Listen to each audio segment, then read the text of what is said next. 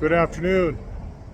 On today's episode, we're going to be reconfiguring the build out in the back of my truck to something a little better. It just keeps getting better and better and better as we go on. So I'm going to change a few things and I'll show you what I'm talking about.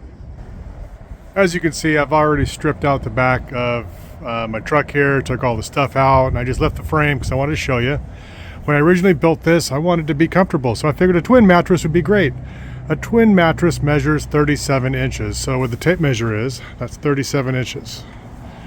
And then over here, you don't have a whole lot of room, right? I have like size 12 boots, and when you get stuff in there, lugging around stuff and moving around, it's not that great.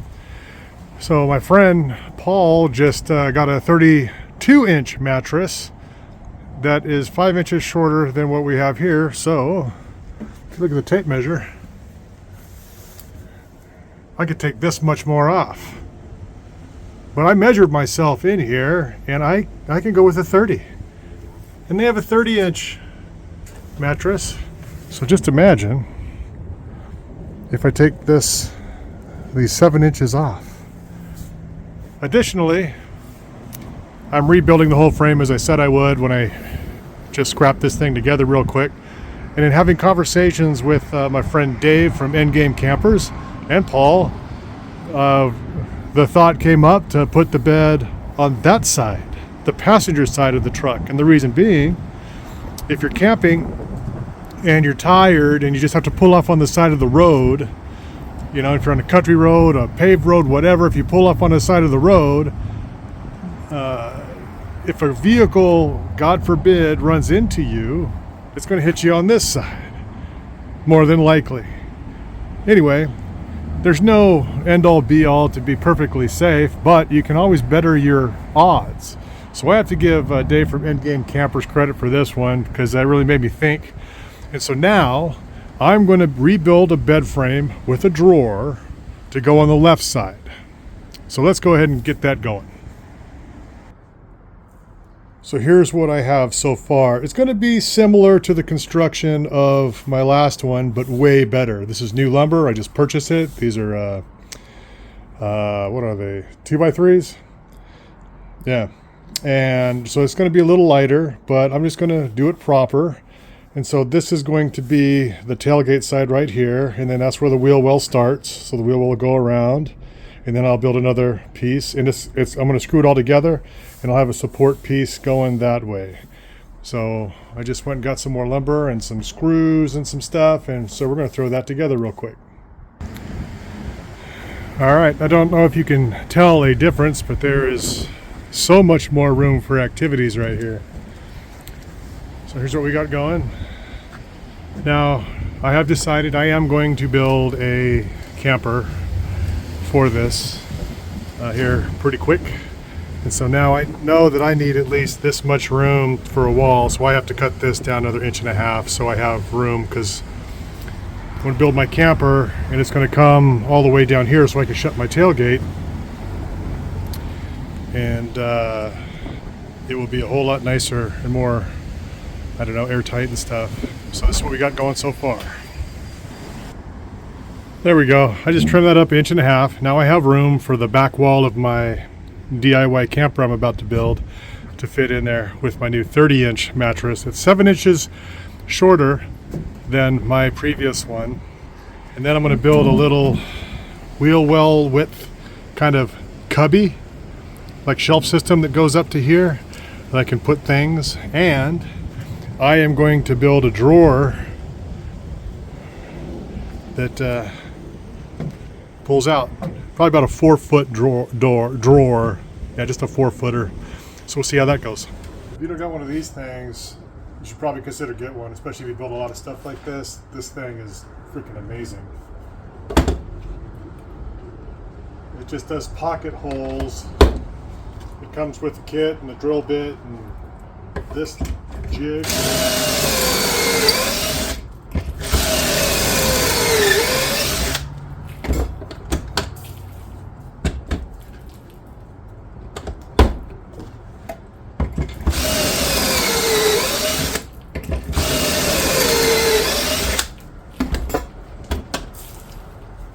This perfect little pocket holes. It takes special screws, and then it's super sturdy too. Okay, so those little pieces we just did the pocket holes in are right here. So you have to take into consideration how you want to access it with your screw gun. I have to go from the top, plus the weight is going to be bearing down, so these screws are going to be angled down. So that all works, at least in my mind. I'm not going to put a bottom piece here because I want this to be like at least a 6-inch drawer I can pull out to hold stuff. I'll throw some more supports in, kind of making this up as I go. I do have a vision in my brain. We'll see how it turns out.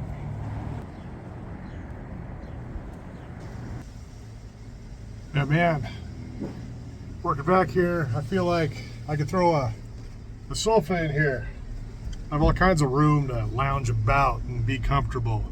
So let me see what we got going here. I'll show you. All right, I just added the end piece where my head's going to be. Next, I'm just going to cut a piece that goes from here to there. I measured it, and I've already forgotten how long that's going to be, so I'll have to remeasure it. And then I'm going to do some bracing. I was going to do a 4-foot long drawer that goes under here, but that'll go all the way to about here. So I'm just going to do a 3-foot drawer, and I'm going to do a little bit of a build out around the wheel well, because what I have learned so far is that every single square inch back here matters. Everyone. And adding a few here and there make a humongous difference. All right, so that's 99% done. I'm just going to put some up-down supports underneath because, you know, I weigh 240 pounds. I don't want to crush, fall, or anything like that. So now I'm starting my drawer. So this piece here is a 3-foot piece, and this is going to be the face of it. It's going to go right there. I'm going to punch a hole, or drill a hole right there. So I just slide it right out. It'll slide out like this. Boom. And I'll be able to access everything. Oh, it's going to be nice. I shall call it my Utah drawer because it kind of looks like Utah. Anyway, so that, I'll put a floor in it. It's going to slide right in here, and then that little cutout will go around the wheel well, so it'll go back 3 feet. It's kind of shaping up a little bit here. All right. Okay, the update is looking pretty good. I just pulled that thing out. It's very solid. I have to do a few more things to it. I have my Utah drawer here. There's no sliders or anything. It's just a friction. Just gonna slide right out. I had some old cedar my neighbor was throwing away from a renovation job. Planed it down. It's beautiful. It slides very nice. That's all the storage I think I need for now. My carpet's got a lot of loft on it, so I had to pull it so the bed sits level, and I'm just going to trim it up so it fits all nice and neat. This way I can put it all the way towards the wheel well. I already cut it around the wheel well, and so I'll just cut a straight line there, and then we'll put a top on it. All right. Well, that was a fun little project. Got the truck all cleaned out, got it redone, repurposed a few things, got my new smaller bed frame going. I'm going to end up going with a 32-inch mattress. I was going to do a 30, but just the way that the side of the bed is, it'll just better facilitate a 32-inch. And that still gives me 5 extra inches of living space over there. Got my little drawer here, the Utah drawer. And that's really, I can fit everything I need in there. Just friction, just sliding on the, I kept my plastic tailgate, or my plastic bed liner in there. Now all we have left to do is sell this topper and build me a new camper. I'm just going to build one out of wood with a little more headroom. R&D, research and development, that's what it's all about. We just try stuff, see what works better, and that's where we're at. So I decided I'm going to go with a smaller bed. I got my pull-out drawer. Now I'm excited to get this thing together and try it out in the sticks. So thank you for watching this episode. If you like what you see here, go ahead and hit that subscribe button if you like. Hit the like button, share this with some friends, and maybe let me know if there's something you think I can do better. That'd be great. Need all the help I can get. Thanks for watching Bearded Adventure.